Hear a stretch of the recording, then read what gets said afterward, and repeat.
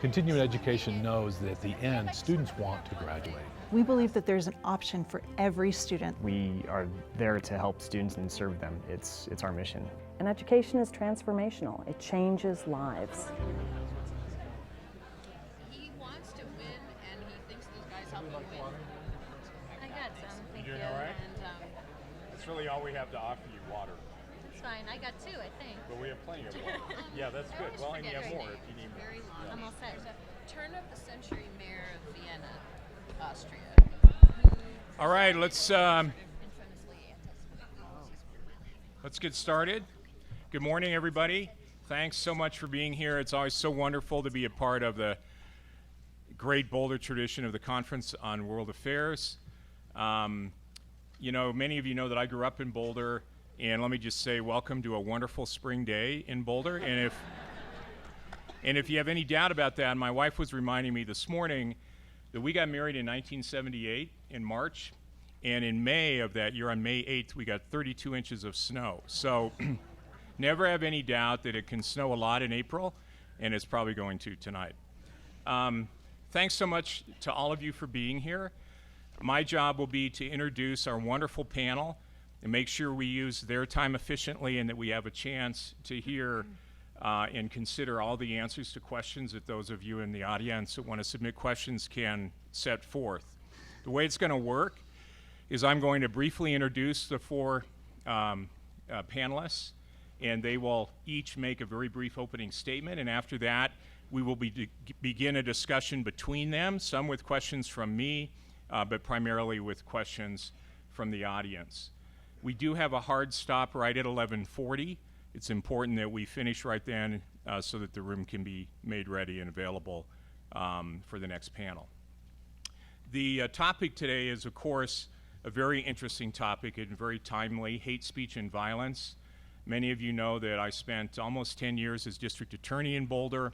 We spent a lot of time sorting through those issues, hate crimes, when things could be prosecuted criminally, when they couldn't, and trying to strike the right balance between the constitutional protections that everybody in the United States is entitled to and the public's interest in public safety, appropriate public discourse, and making sure that we're not fomenting terrorism, et cetera, by our discussions. It's a very interesting and challenging issue. Let me introduce our four panelists. To my left is Andrea Gittleman. Andrea is with the Holocaust Museum in Washington, D.C., and she will be introducing herself a little bit more and some more comments here in a moment. Next to her is Jason Marsden, who's with the Matt Shepard Foundation, has been for, I believe, about 10 years. Jason and I interacted occasionally when I was district attorney as we were looking at issues to make sure that we had appropriate laws and policies to protect the LGBT community in Boulder County and also statewide. Next to Jason is Heather Hurlburt, who is a longtime was involved in the Clinton administration and other offices in Washington, D.C., and has been spending most of her career dealing with some of the issues that we're talking about today. And at the end is my old friend, Scott Levin. Scott and I were both employees in the Denver District Attorney's Office in 1981. We were both much younger and thinner in those days, or at least I was. I mean, Scott's in pretty good shape. He had a long career in private practice, a very distinguished, excellent lawyer, and now he's the executive director in Colorado for the Anti-Defamation League. So thanks to our panelists. Give them a quick hand and then hear from them briefly.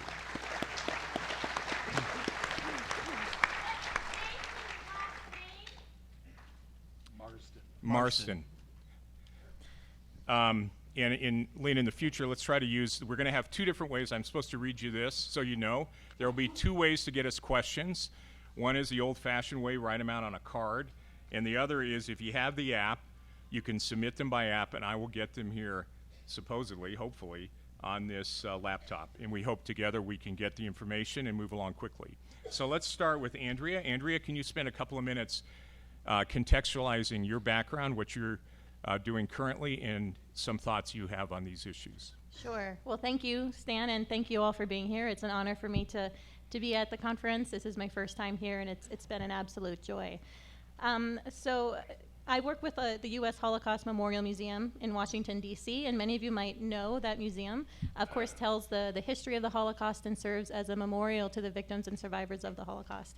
I work with a group within that museum called the Simon Scott Center for the Prevention of Genocide.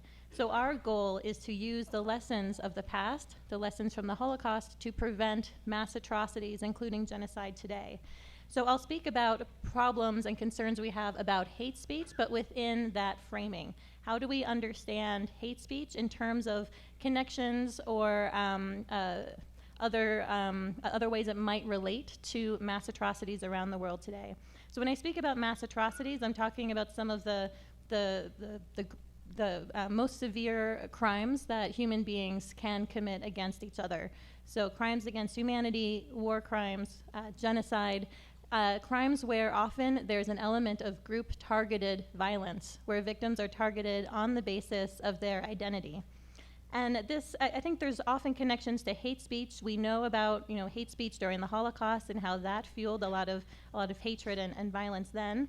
I think it's worth noting, however, that hate speech exists in, I would imagine, every country and probably every community. Every community is grappling with this in some way. Yet, thankfully, mass atrocities and genocide are quite rare.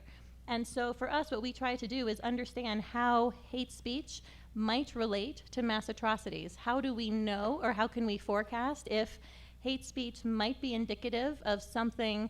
It could be violence on a grand scale. Maybe it might be indicative of violence on a smaller scale. And as concerned citizens of the world, we, of course, are concerned about hate speech and any negative effect it would have. But what if we're interested in that narrow spectrum of crimes where we're talking about mass atrocities? So I'll speak about that later during the questions and answers, but I think it's important to think about how hate speech can work in different places, who potential speakers might be. I think having a random person on the street spewing hatred has a very different effect than a politician, a religious leader, someone who has some kind of a following. So I think if we understand that hate speech is not this monolith, that actually if we dissect it a bit more, we might be able to understand what it does and then how it connects to mass atrocities. And I'd be happy to go into much more detail during the Q&A. Thanks so much, Andrea. Jason? Thank you. I'm very honored to be part of this venerable conference. If you think this weather's crazy, y'all should come up to Casper, Wyoming sometime. They're going to get a foot of snow out of this one. So very excited to be in balmy Boulder today. I'm Jason Marsden. I'm the executive director of the Matthew Shepard Foundation. The foundation was created by the parents of Matthew Shepard in late 1998 after his murder in Laramie, Wyoming, in what became one of the country's more notorious anti-gay hate crimes in history. Their thought was that while they had the world's attention for a year or two, that they would use the funds generously donated by strangers to do some speaking, push for some legislation, and try to encourage parents to accept and nurture their LGBTQ kids.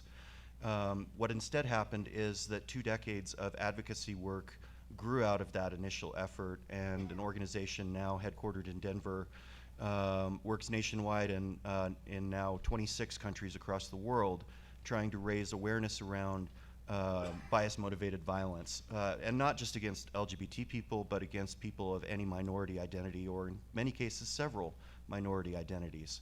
We train police and prosecutors to better understand these cases, better identify them, get more just outcomes for survivors and the families of victims, and to raise the profile of this growing threat to public safety with decision makers.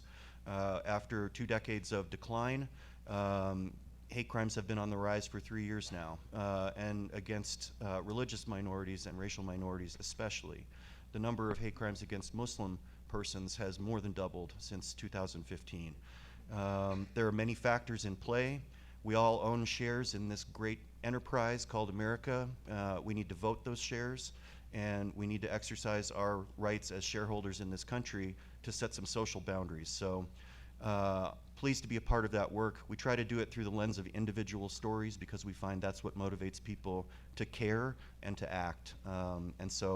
I'd like to spotlight some of those stories today and find ways to help you take inspiration from those stories. Thanks so much, Jason. Heather? Thanks. It's really an honor to be on this panel with the four of you who have been on the front lines of this work for so many years when, frankly, it wouldn't have gotten the kind of attention that it got right now. So I really feel very honored to be included. My own background is that of having a career in American foreign policy and its politics, and in watching what has come over our country in the last couple of years, I thought, well, there are a lot of lessons from the global experience with both spiraling downward from hate speech into violence and either stopping those spirals or reversing them. And frankly, we have a dismal record of failing to learn from them, failing to think they are relevant to us, and even most of the discourse that you read now about how to think about the threat of political violence in America is focused on political science models that act as if there's never been political violence anywhere else in the world, whereas, as Andrea and others can sadly tell us, of course, that isn't true. So I want to make 2 points as an introduction. One is that we, in retrospect, lived through the last 30 years as a really blissfully low political violence period, but our country has known lots of political violence over its history, the Civil War being the most obvious example, but centuries of both class-based political violence and race and gender-based political violence. And if you look back in history, I mean, it's very interesting that as the rates have risen in recent years, which we heard a little bit about and I'm sure we'll hear more about, they're getting back to the levels of the late 60s and early 70s. So this is something we know, which on the one hand should be positive because we've de-escalated in the past, but also the riverbeds are there for how this goes, and that's something that should concern all of us deeply. So if we're going to draw just a couple lessons from the global experience, what should we be most worried about? There are wonderful, enormous databases that have looked at 50 or 60 years of political violence within states and thought about what are the risk factors for that and how does hate speech play into it. The maybe single biggest risk threat is a democracy that is weakening and failing. And so that should concern everybody here pretty deeply. Second, elites. So there's often a misconception that hate speech and violence come from sort of ignorant masses of people. They don't. They're very much elite-driven phenomena, and they come from elites that are conducting no-holds-barred contests for power. You see how this is relevant to the previous panel in here, and become willing themselves to use extreme rhetoric and extreme speech. And that is where you start getting uncontrollable spirals again. We ought to be really worried about that. Perceptions of change in relative power in society through policy changes or elections, and perceptions of external threat or conflict, which normally we think, oh, we're so lucky here in America, we're a continental power, we don't have external threat, until you start to think of some of the rhetoric that we're hearing right now and how the otherization of foreigners, refugees, and immigrants really taps into this sense of external threat, which in turn amps your hate speech up to a new level. So that's my cheerful opening remarks. Thanks so much, Heather. Scott, is there any good news? I'll give some real cheerful stuff, I'm sure. I'm Scott Levin. I'm the regional director for the Anti-Defamation League here in Colorado, New Mexico, and Wyoming. I don't have a nice name thing here, but just yell, hey, you, and Stan will know who that is. The Anti-Defamation League has been around since 1913, and it's always had the same mission, which has been to both stop the defamation of the Jewish people, which is to fight anti-Semitism, those words didn't exist in 1913, but also to secure justice and fair treatment to all. And I think it's really the understanding that the world isn't going to be better for any one of us unless we can make it better for all of us. But because of the fact that Jewish people for a long time have been the focus of hateful rhetoric and violence that's been out there, it's also something that we study and we research. So I just want to give you a few figures, facts and figures to start this off. And you can use what the experience is for Jewish people as a bellwether, I think, for what's happening to the rest of the world. Because if this is happening to Jewish people who, quite frankly, have it fairly good in the country right now, we can only assume how bad it is then for people that are Muslim or Sikh or gay or women, as a matter of fact. All of these things have an effect. So one of the things that we track are anti-Semitic incidents. And these can be everything from an actual crime. Someone goes and vandalizes a place and puts a swastika on the side of a synagogue or assaults somebody. That would be a hate crime that you could prosecute. But what is it when somebody goes to the Costco that's out in Westminster on a snowy day and goes up to an 82-year-old Jewish woman's car and with their finger, in the snow, marks out a swastika?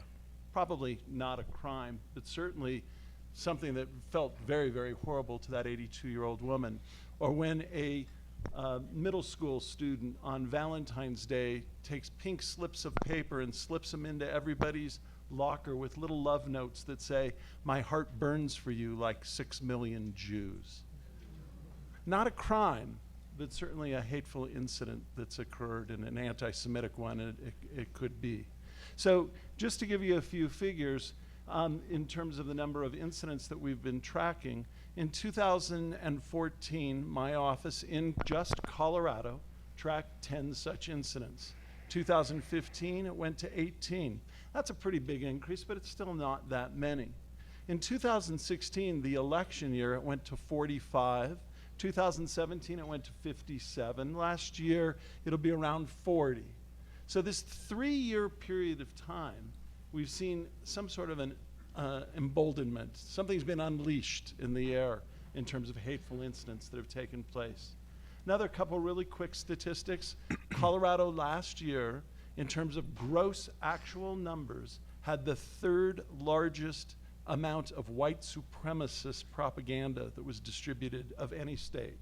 Behind California and Texas, we had 73 incidents, including up here at the University of Colorado and in about 13 colleges around the state, as well as many neighborhoods where white identity and white supremacist literature was put up. And then the final thing I want to tell you about is, where is the extreme violence coming from in America today? And this isn't a partisan statement. It's not political, even though some people will try to put it in those terms. But last year, there were 50 instances of murders and shootings that took place with extremists. In all 50, came from right-wing supremacist type people who were expressing their violence. Over the past 10 years, that has come from that part of, or that ideology, about 75% of all extremist murders that are out there. I only pointed out to you because the administration just announced last week it was doing away in the Department of Homeland Security with the people that investigate right-wing extremism.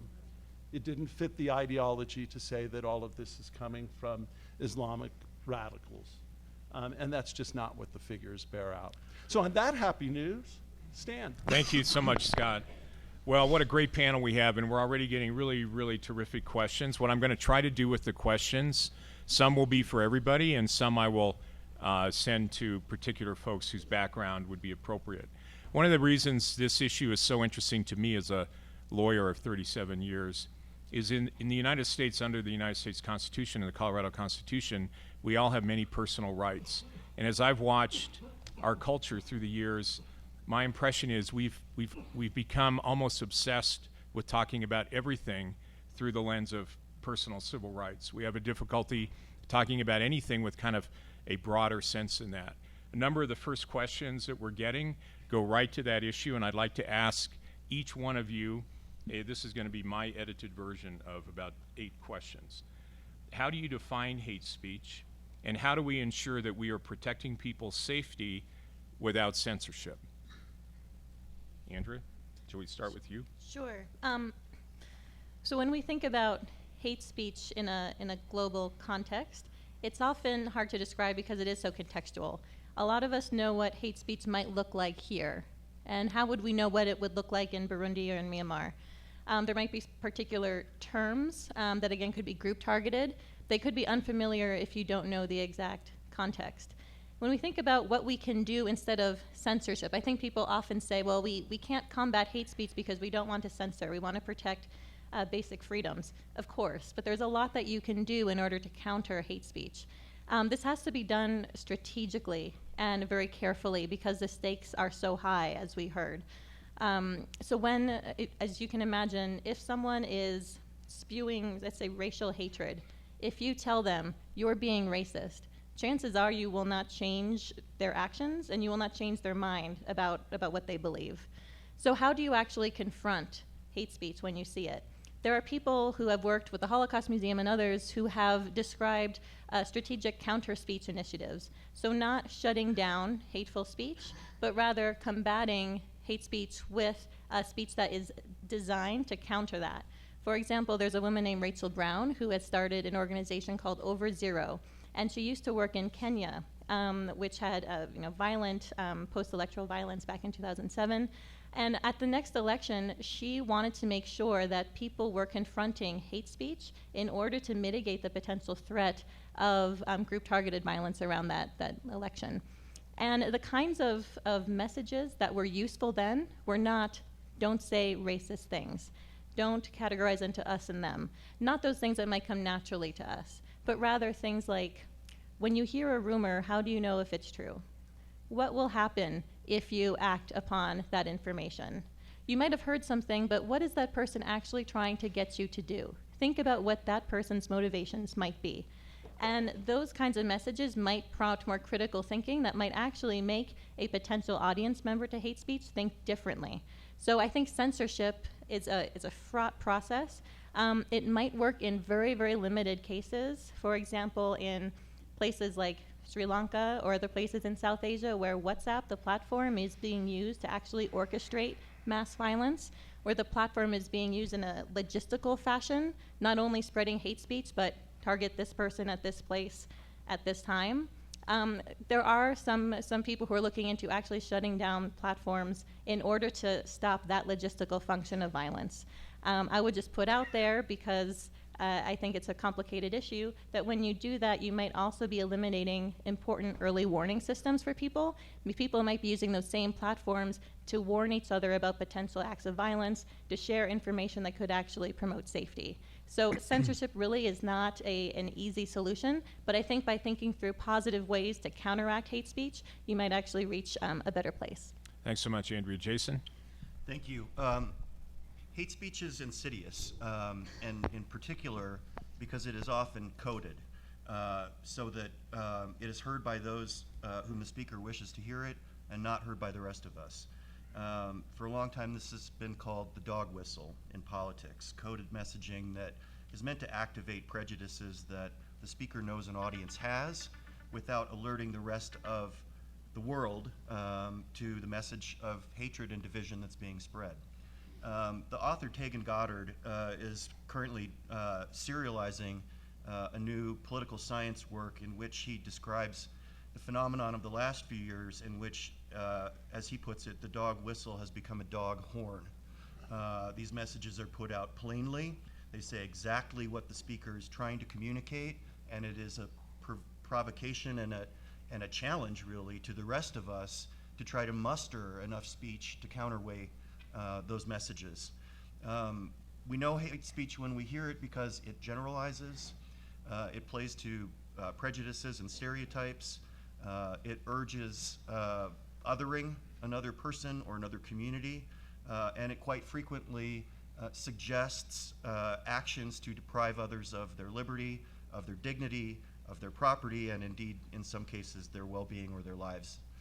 Our belief at the foundation is that it will take mass action by individuals of good conscience to counter this threat to our culture and our society. And I think in our culture, maybe we aren't quite as open with one another and affectionate with one another as we could be. We each are surrounded by a constellation of people who look to us as leaders, who look to us and say, I'd like to be more like her. I really wish I saw the world the way he does. I really admire how she's raising her kids, and I really respect how he's involved in public life. And we have social capital with one another and can use it strategically to counteract hatred, hate speech, or hate action when we see it in our individual lives. And maybe we're not going to see it from our close friends, relatives, or coworkers, but we might encounter it in the community, in the marketplace, or within social or civic institutions. And it doesn't have to be a confrontational action. In fact, it's our belief that gentle and inquisitive interaction is ultimately what will change the minds of people who gravitate toward hateful thought. I'm really surprised to hear you say that. Oh, you didn't strike me as the kind of person who believed that sort of thing. Tell me more about how did you come to think that? We can use thoughtful, affectionate inquiry to great social and political advantage in our daily lives every day, and it is in fact the only thing that will change this phenomenon, is if we choose to do it by the millions. And so we try to put stories in front of people like Matt Shepard or like so many others who've gone unknown and unnamed to reach a deep emotional reserve of compassion and understanding and activate that in other people as they navigate their daily lives. Thanks, Jason. Heather? Wow, that's hard to follow. I want to really reinforce what you just said and accept that I actually think that we all do encounter quite a bit of hate speech in our daily lives, and we're awfully used to it because when we encounter it, it's about categories of people that in our lives it's okay to other.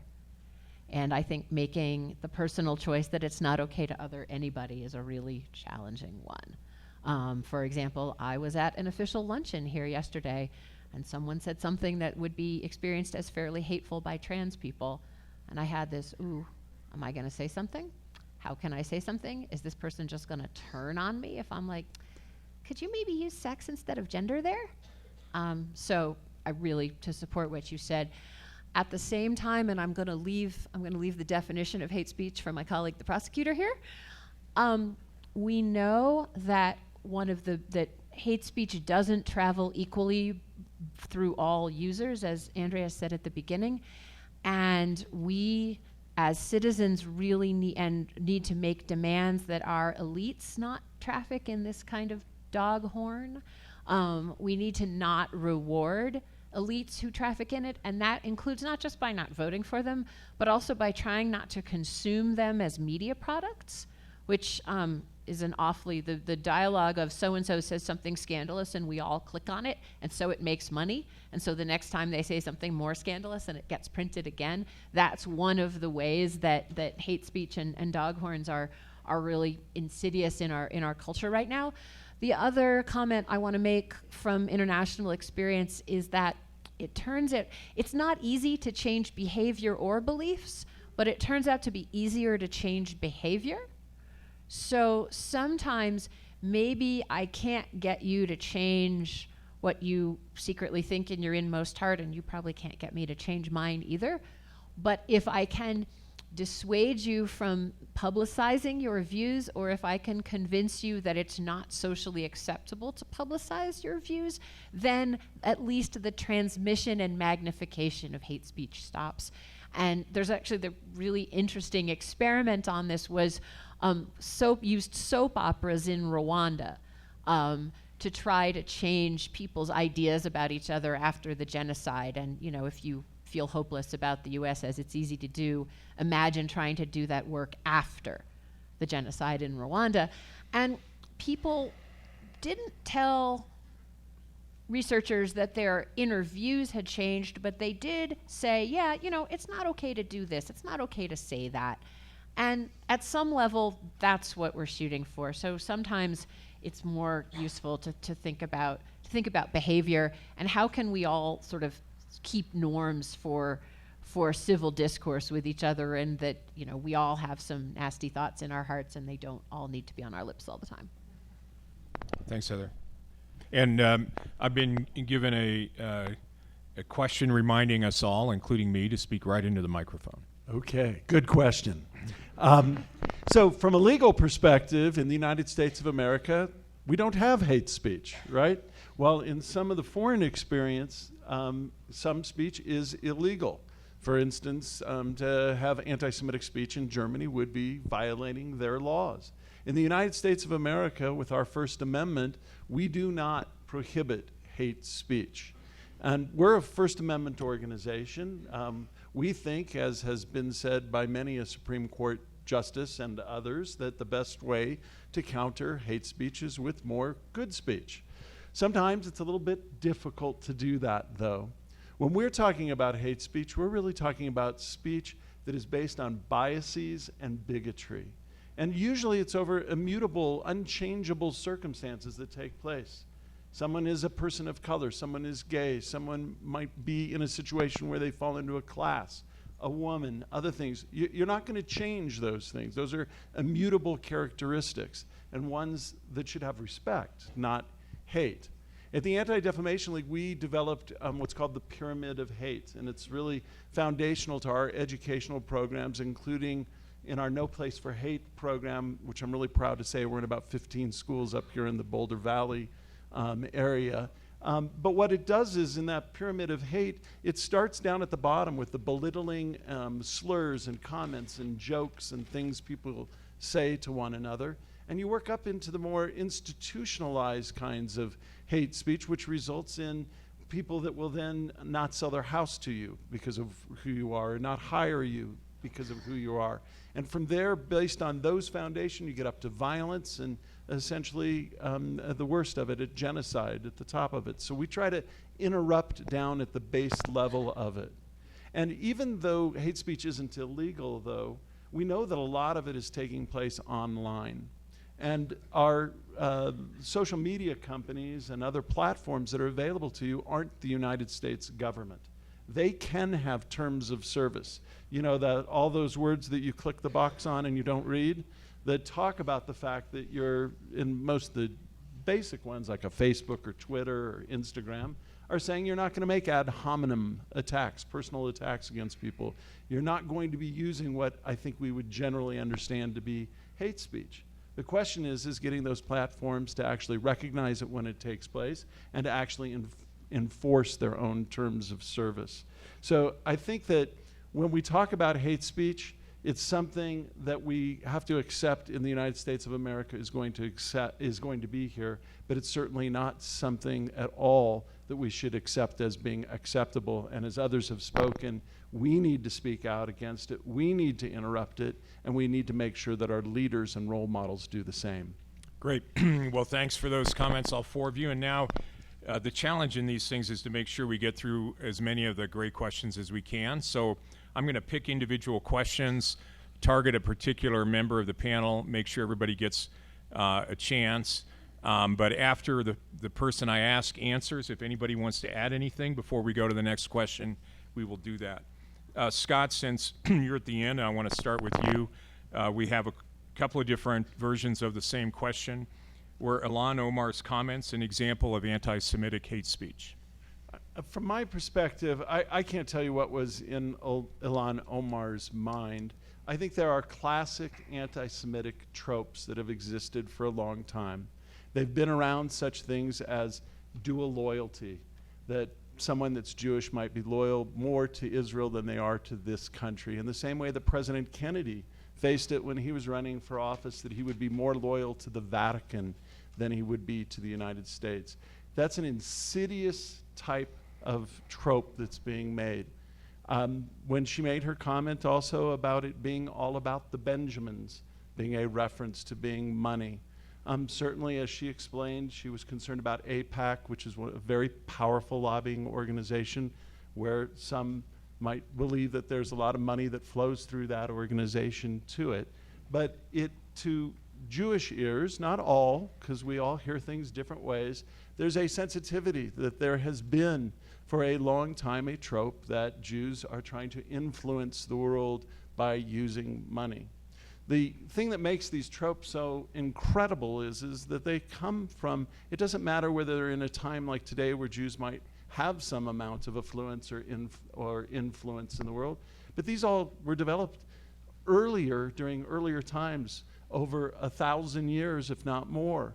A lot of them are put into print in the Protocols of the Elders of Zion that was done at the beginning of the 20th century by Tsarist police who made up these conspiracies that Jews were having to control the world. Those were at a time when Jews didn't have any influence at all that was going on. So Did Ilhan Omar do that? I think she used impertinent, improper language at that time to convey whatever her message was. I certainly understand why people thought that that was anti-Semitic, but I can't judge in her mind where she was coming from. Thanks so much, Scott. Anybody else want to add anything to that before we go to the next question? Heather, the next question is for you.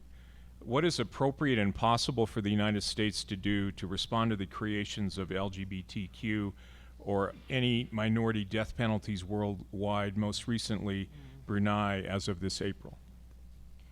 Boy, thank you for asking that question. And I have to say, I feel very paralyzed in responding to it because it's so hard to imagine very much that the current administration will do. So I'm going to try to get past that. And I think there's two answers.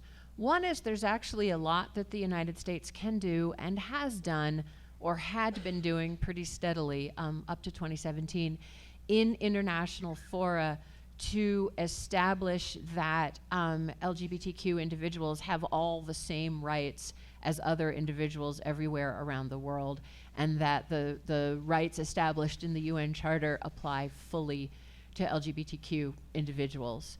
And actually there had been some really interesting progress in the UN in the last 10 years in making prejudice and discrimination and violence against LGBTQ folks less sort of something that people just brushed off and didn't even notice. And we're now seeing the reverse of that. So that there's a whole stream of things that the U.S. did do, and was having some effect.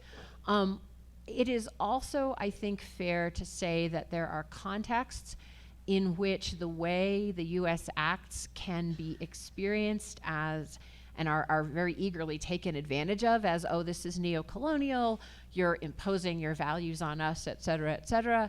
So the way to get around that and never ever give into it is to always lead in partnership with local activists. And in the Brunei case in particular, there are incredibly brave LGBTQ Brunei activists who have been speaking out, and anything that the US ever does in Brunei or anywhere else should be clear that it's in support of those folks and their desire for freedom and equality and safety in their own societies. And it's them first, not us first. Thanks so much, Heather. Jason, again, several different versions of this question. Some people seem to put forward hate speech as a pushback against what they see as an overly PC culture. How do we make anti-hate speech discussion seem reasonable as opposed to just being overly sensitive snowflakes? Easy question. Snowflakes. You know, I hear that word snowflakes, and it sounds like a dog whistle to me 99.9 times out of 100. The idea that other people's sensitivity to historic and institutionalized discrimination and violence makes one such a wilting lily that one has violated our national standards for dignity or crudity, perhaps, it amuses me when I let it, and enrages me when I lose my concentration for a second. If our national ethos is that we should talk as crudely and imprecisely about others as we wish and call out the sensitivity of anyone who challenges it, then I want to look into Norwegian citizenship or something.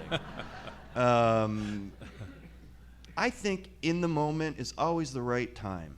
I've encountered people who, when I've gently let them know that the proper way to refer to a person with transgender identity is blank, I have been told by other people that's the load of crap. And I try to always return to inquiry. I think the way that we set a standard for how we're going to talk about one another is to try to thoughtfully inquire why others don't want to do it. And I think there is a feeling of defensiveness. People feel threatened. people don't know, oh, there's new letters in the acronym, oh, I'll say the wrong thing. And it's easy for some people to say, I'm done with this. I'm not going to participate in the gradual making gentle of our life in this country. But we need to make gentle the life of this country, or we are not going to have this country for much longer. It feels to me like some people are looking to provoke us to react with anger and to shame them. And I think the way to avoid that trap is always to wonder, is always to ask why, and it is to listen and smile at cruelty from time to time and let cruelty know that we see the good in there and we would like it to come out as well. Thanks so much, Jason. Stan, can I just add one thing there? And that's just to say this is not a zero-sum game. And I understand that people feel that they have a loss when they have to give something up. But I'm really sorry for your loss that you can no longer spout out whatever is on your mind about other people's sexual identity, their orientation, their color, their religion, or anything else. In America, we should be better. Great. Heather, Andrea, that's a pretty broad question. Either of you want to weigh in at all? We got more good ones coming. I can't imagine having anything better to say than that. All right. All right, here's another question, and Andrea, this will be for you, and we've had several versions of it. I think it's really at the heart of what we're dealing with. It goes to the question of the internet. The way this is phrased is, given the rise of the internet as an anonymous platform, how should we go about regulating hate speech on that platform? If individual action is most effective, how do we portray that? Great, thank you for that question. So, as was mentioned before, social media companies are not the government, and they have terms of service that the big companies, Twitter and Facebook, will use in order to decide whether a particular item needs to be taken down. The trouble with this is that it often relies on self-flagging. So when you're online, if you find something that you feel violates the terms of service, if it's racist, hateful, etc., you can flag it, and that goes through then a review system within the company. Things can be escalated. It often takes some time to make sure that what is being taken down is actually, it does violate those terms of service. It isn't just someone who doesn't like another person who wants to take down their posts. This is really problematic. It's problematic in the United States, but when we think about other contexts, such as in Myanmar, which is a place where I've worked quite a bit, where Facebook in particular was used in order to rally anti-Muslim hatred and actually to provide some cover for perpetrators of mass atrocities, including genocide against that country's Rohingya Muslim population. What happens then? Facebook said, well, people within the country need to flag these hateful comments and we will review them. Well, these comments are written in different languages, often in Burmese, and Facebook at that time, years ago, did not have the staff to properly read and understand those messages and go through the required system. There were local researchers, and I think, I'm so glad Heather mentioned these brave activists in Brunei. There are brave activists in so many places, members of vulnerable communities themselves, who are doing a lot of this work. Can you imagine being a member of a very targeted community within a country, speaking a language that is not spoken by a lot of these major social media companies, going through and flagging targeted attacks against you and your family and your community, knowing that you have to read that and that's your job, that's on you, to then let a social media company decide what to do with that information. We saw the disastrous results in Myanmar and elsewhere. There are still brave people doing that work, but can companies just rely on the terms of service? Something that we're trying to do as the Holocaust Museum is encourage companies to work more upstream, that when you have mass violence against a particular group that could be fueled by hate speech, you're already too late. So when you scramble to hire Burmese speakers to do more monitoring, or you try to find local networks within the country, that's a bit too late.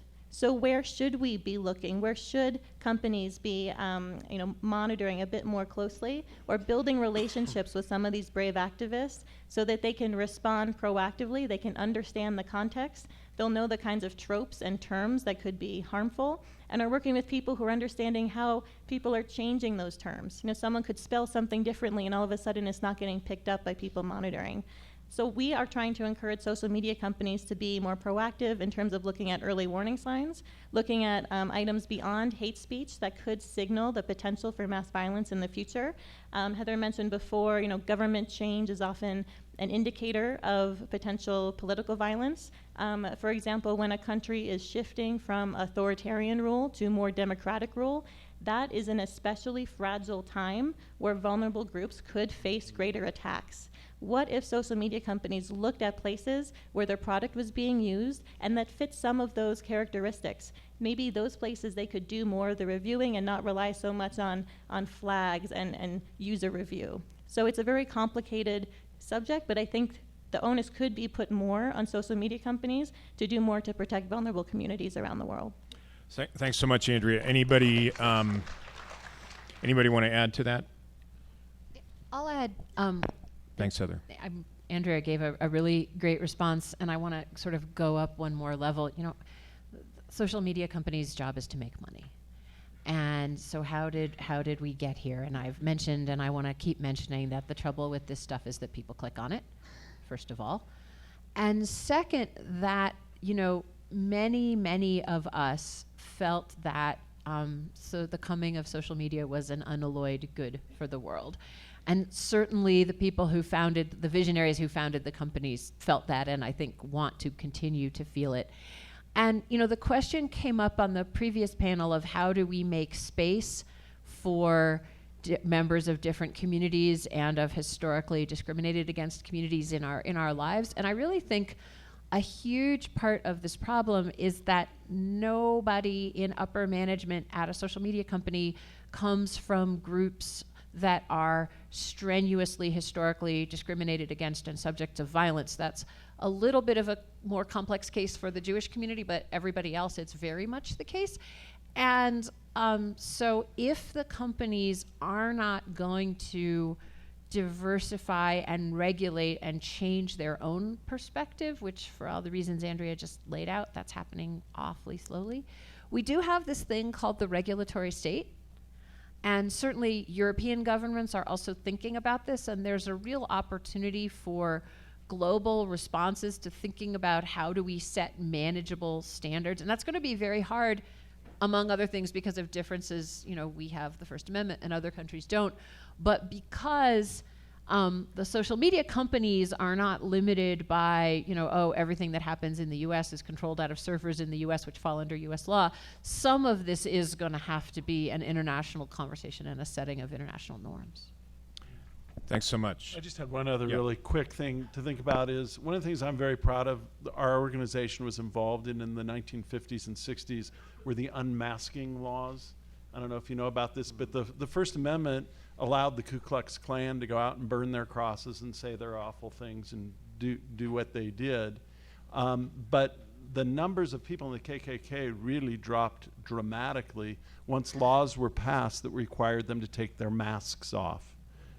How many of you saw To Kill a Mockingbird, the movie? And Scout is, when they come to the jail to try and get him out of to spirit him away in the jail, and she says, well, hey, Mr. Smith, the pharmacist, and how's your son Joe, and all that stuff. And all of a sudden, they sort of started feeling a sense of shame that people could recognize and identify them. The cat may be out of the bag in social media because, it's a whack-a-mole process. But if there were a way to be able to keep some of that anonymity platforms where people have to take responsibility for their own awful words they're saying, perhaps there will be a sense of shame that comes back to it. Thanks so much, Scott. Jason, let me ask you this question with your experience at the Matthew Shepard Foundation. Do you think the pendulum will swing back to civility, or is this political climate the new normal? I feel like there is a new normal, but nobody's quite sure what it is, and that we're competing with one another to establish what it will be. I'm pretty, you don't work in hate crimes for 10 years without being an optimist at heart. I'm optimistic that the moment we're living in is a moment in which we are actively establishing norms. I see the reception Judy and Dennis Shepard get in schools now. 10 years ago, we couldn't get them into a junior high because it's such a sensitive topic, I've seen them get standing ovations from fourth graders in the last few years. I've seen the young people coming up who increasingly, if there are good anti-bullying programs in a school, there's an excellent chance it was dreamt up by 3 12-year-olds and that they have 1 or 2 teachers who are providing them resources and bandwidth and getting out of their way. I think we're all going to learn more about whether the rising generation has the power to reset some of the norms that have recently been broken in our socio-political sphere, but I'm endlessly confident that it will happen and that it's really just a question of timing.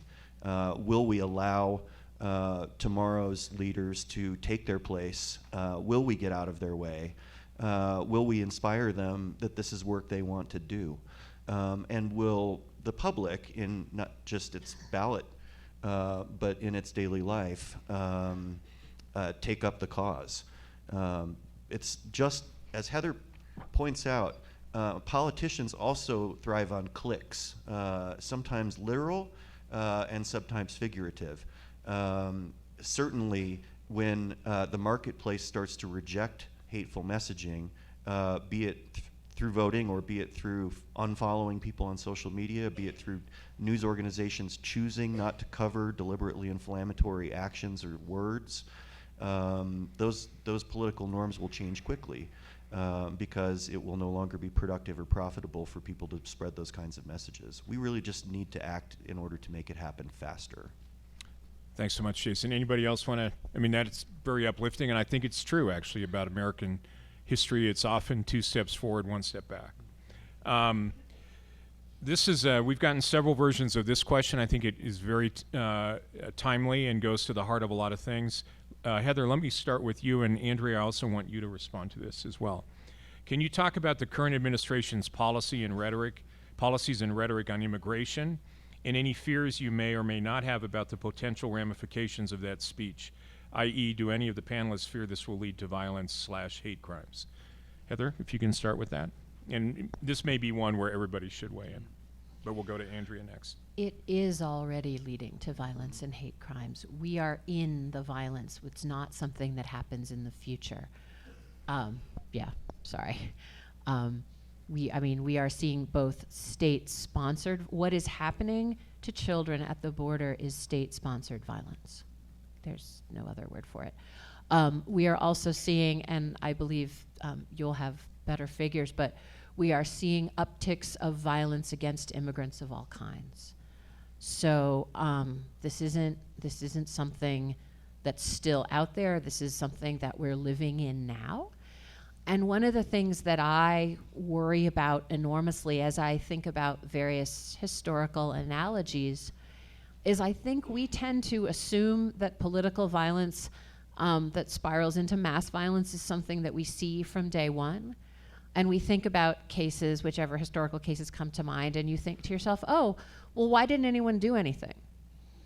And I think the answer is that elites who turn to violence start it in corners where it's not visible to those of us who are safe and comfortable and privileged in society. And I think that's what is happening to immigrants and people of color in this country right now. Andrea will have more sort of intelligent commentary on that. But the degree of, even if you remember the things that we found shocking in 2016, and they're now repeated routinely with no comment and no contextualization. And frankly, I sat on a panel yesterday called America First. And I thought in 2016 that it was scandalous and horrifying that anybody would that anyone would pick up that Nazi sympathizer slogan. And there I was on a panel where it was just normal. So I think on the immigrant issue, there's just so much prejudice and violence that's already normalized. Thank you, Heather. Andrea? Sure, thank you. And Heather, I think you laid out all the important issues. I would just add, in terms of the historical context, there's an exhibit now at the Holocaust Museum in Washington, D.C., if you're able to go there, about Americans and the Holocaust. And it looked at what Americans knew and how Americans were responding before there was even the capital H Holocaust, before people even were calling it that. So how were people responding to violence against Jews in Europe, and what kinds of policies were being pursued? And Heather, I think, hit it on the head. You kind of realize far down the road, oh, well, why don't we do something before? Some of the thing, I don't have the facts and figures in front of me, but there's polling at that time, in about the mid to late 30s, about the violence and persecution that Jews in Europe faced. And when ordinary Americans were asked, they actually were concerned about this and saw it as a problem. And when asked, should we allow Jewish refugees to come to the United States, the answer is overwhelmingly no. And so people didn't categorize themselves as being hateful. Well, no, I hate Jewish people, so I wouldn't want them here. They were concerned about it, but then at the same time had this, as we would term today, anti-refugee sentiment. And so I think there could be questions today about how we not only are treating refugees and immigrants here, but how we're concerned about violence and mass atrocities in other countries. When we think about what's happening in Syria, we talk about the refugee crisis. But there have been, the catastrophic levels of violence in Syria could have been prevented by the U.S. and others years earlier. And so I think we need to be concerned about anti-immigrant and anti-refugee sentiment today, but also thinking about what we can do in order to make sure that we are preventing mass violence against people now. What lessons can we use from the Holocaust? And hate speech, I think, is one of those indicators that we often look to, but I think we can also look to various resiliencies. And it's hard, I think, to be hopeful about what's happening in the U.S. today, but as my colleague here mentioned earlier, there are some bright spots. When we think about some resiliencies, thinking about the creativity of young people in this country, thinking about all those people who are allies to vulnerable groups, there could be some bright spots, and if we focus on building those resiliencies, hopefully we can break away from these patterns of violence as well. Thanks so much. Scott? Let me just add one part to that. So the story that Andrea is talking about, among many others, some of you may have heard of the SS St. Louis, a ship that was laden full of Jews that was turned away and sent back, and many of the people died in the camps at the time. What's interesting to me is when you look at the exhibit, like at the U.S. Holocaust Memorial Museum, you read about it, is the rhetoric or the language of the American people about these people coming to steal jobs, these people having disease, these people being criminals, these people being subversives. And we hear a lot of that same language that's being used again today that marginalizes them and allows you to treat them as the other. Because that's the only, human nature is not to be mean and terrible, but if you can marginalize people and you can treat them differently, it's easy to do. The other thing that I just wanted to point out really quick in this immigration debate, one of the things that we're finding is so while this has entered the mainstream of politics, for those of us that have been around Colorado for more than 25 years, you'll remember when Congressman Tancredo led the fight, against immigration, and it was just poo-pooed. It was such they laughed it off. And now it's become really sort of an ideological or dogma of partisan politics.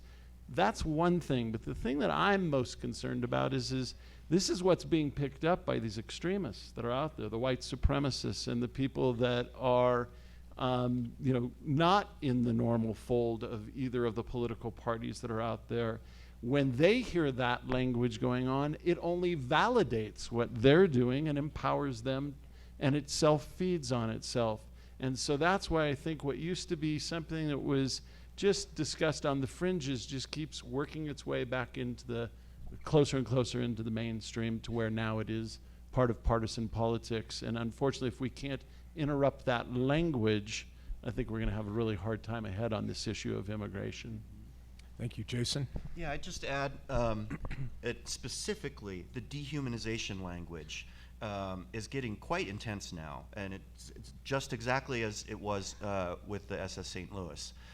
Steve King from Iowa. Oh, these guys have cantaloupe-sized calves because they're toting bales of marijuana across the desert. This accusation that the refugees who are fleeing unspeakable devastation in Central America, mostly engineered by governments that we have propped up for 30 years, are diseased, or those guys are with MS-13, they're killers, they're rapists. It's gone well down the road. And I just want to add that we have a responsibility in the United States to actually understand Mexico and Central America. These people are our neighbors. They are vital to our hemisphere, and they play an important and good role in the world. They are an aspirational people. They are us. The State Department before 2017 used to send me across Mexico to do programs for LGBT activists in cities all over the country. And what I found were well-educated, ambitious people who were fighting against a culture of corruption and violence and making real progress. But I also have farm folks in my family who have never probably been south of Arizona.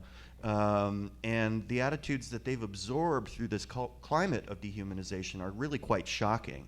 The Mexican people don't understand how we see them. They are European Americans. They are us. And increasingly, we will be harming our country by failing to understand them at the human level.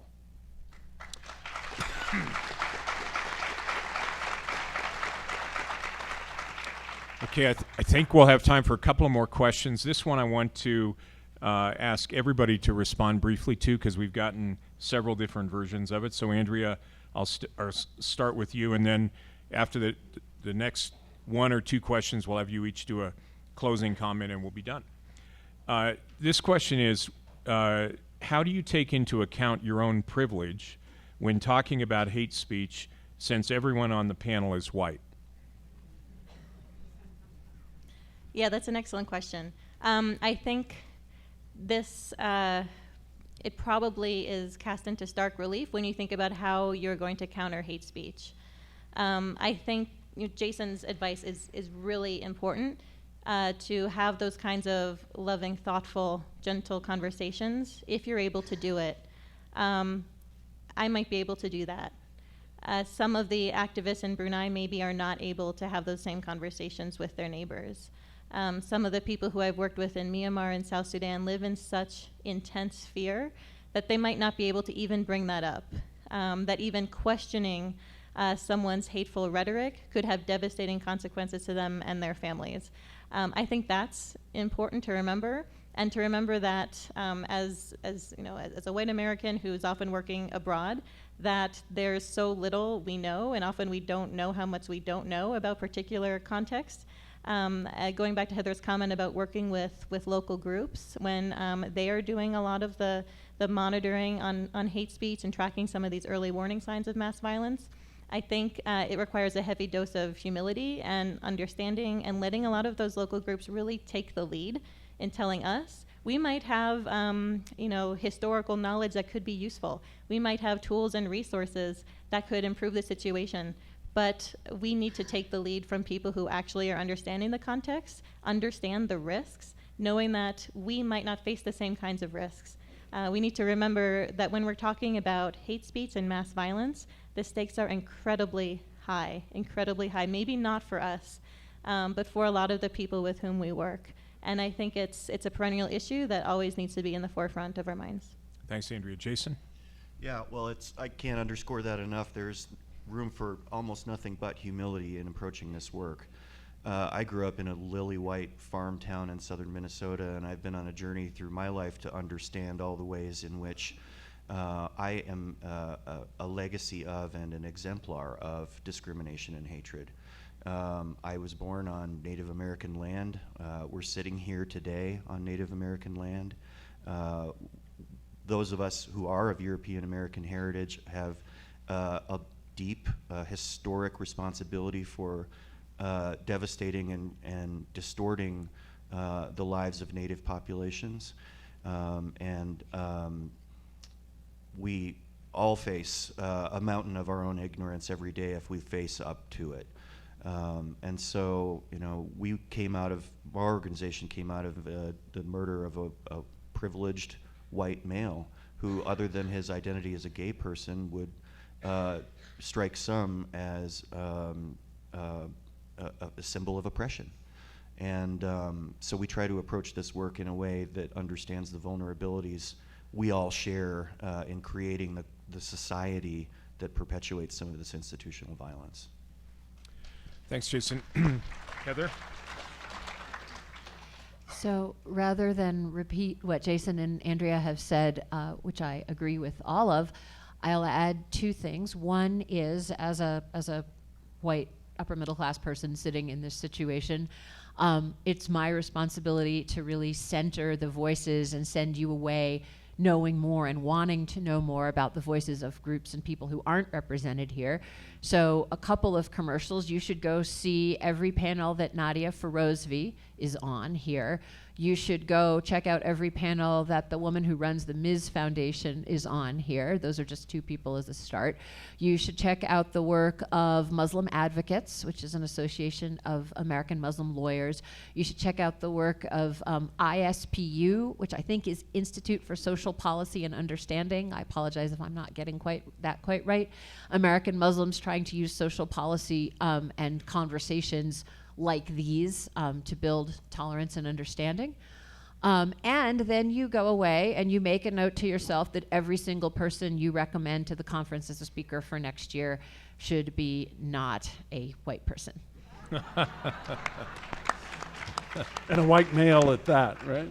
That's true. So I don't want to repeat things that are said either, but I think that I'm so glad that this question comes up, because for me, using the word that Jason did, I think I'm on a journey, as I hope many of you are, to understand what privilege is and what we can be doing about it.